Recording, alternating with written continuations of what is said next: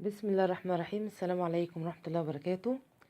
اهلا بكم في فيديو جديد من قناة المطبخ المصري. هنعمل مع بعض النهاردة الممبار الضاني. طريقة سهلة جدا وبسيطة وان شاء الله هتعجبكم. يلا بينا على الفيديو نشوف عملناه ازاي.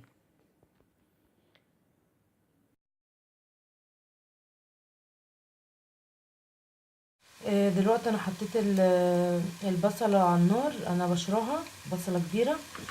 ومعايا هنا فلفل اسمر وبابريكا وملح، حطهم بقى كده على البصل.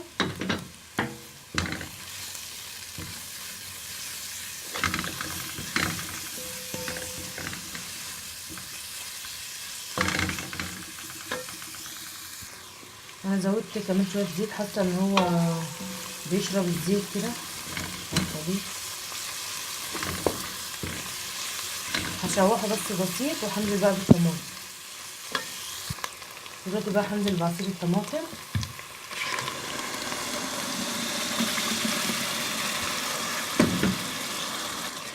وهحط معلقتين كبار صلصه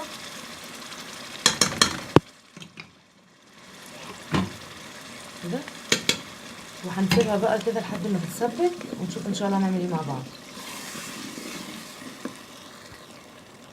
هنا الصلصه بعد ما اتسبكت حطيت عليها قرن ونص فلفل ده حامي، وحطيت ملح وفلفل اسمر. هحط دلوقتي بقى الخضره. معايا هنا شبت وبقدونس وكزبره. هقلبهم بقى كويس، وغسله الرز ومصفياه. هنزل بقى دلوقتي بالرز،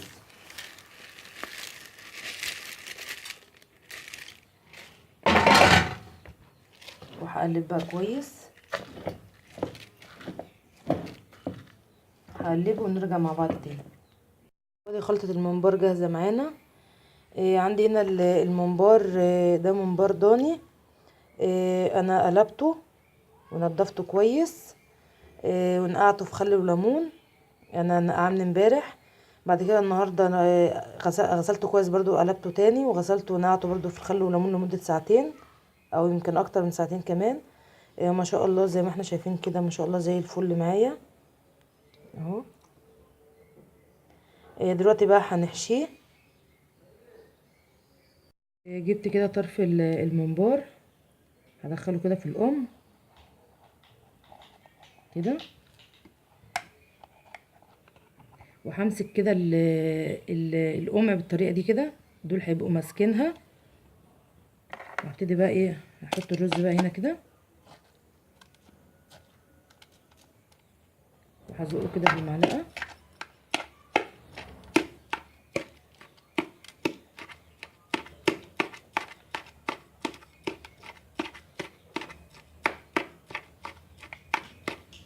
كده الرز بينزل معايا اهو.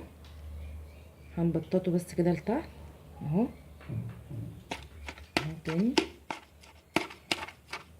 طبعا هنعمل الطول يعني اللي انت عايزاه كده اهو.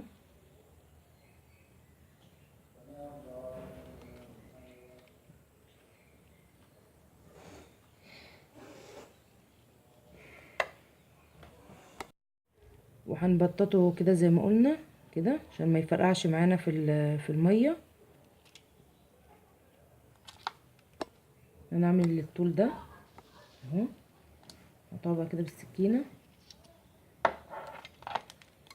لو في اي زياده هنزلها اهو كده، مش هخلي عليه برضو رز من بره كده اهو. بقى معايا كده بالشكل ده كده. احنا بططناه خالص وشلنا الزياده من عليه، الرز اللي عليه كله. هنحطه بقى كده في طبق اهو، وهنحشي تاني اهو.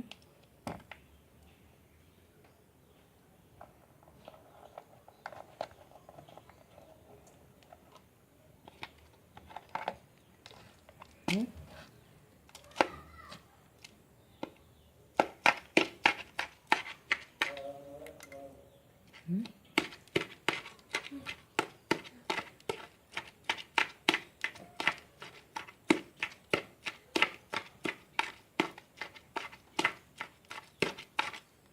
وهننزل برضو كده، هنبططها برضو كده اهو.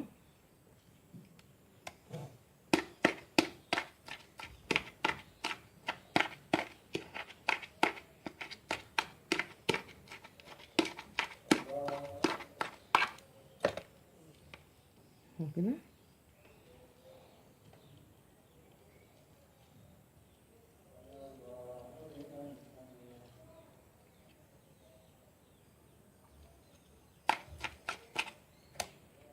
كده كفايه اهو.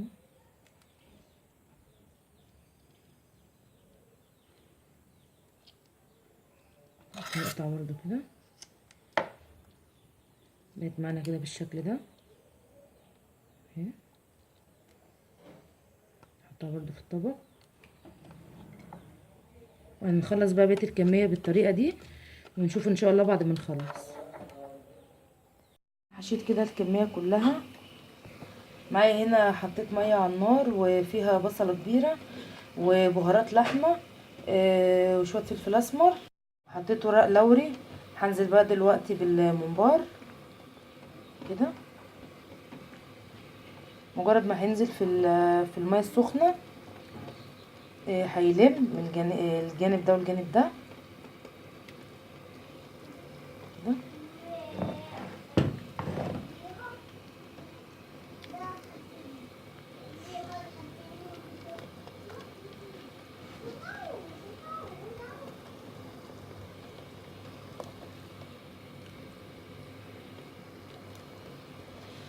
احط بقى كل الكميه اللي معايا.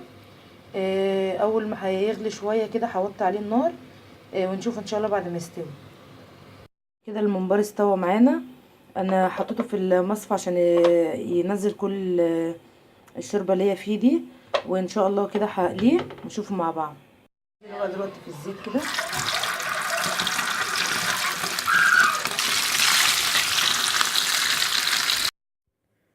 وادي الممبار بعد ما خلصناه. ما شاء الله ريحته جميله قوي، وطعمه طبعا انا دقته على فكره جميل قوي. يا رب يكون الفيديو عجبكم، ولو الفيديو عجبكم ما تنسوش تعملوا لايك وشير وسبسكرايب على القناه. والسلام عليكم ورحمه الله وبركاته.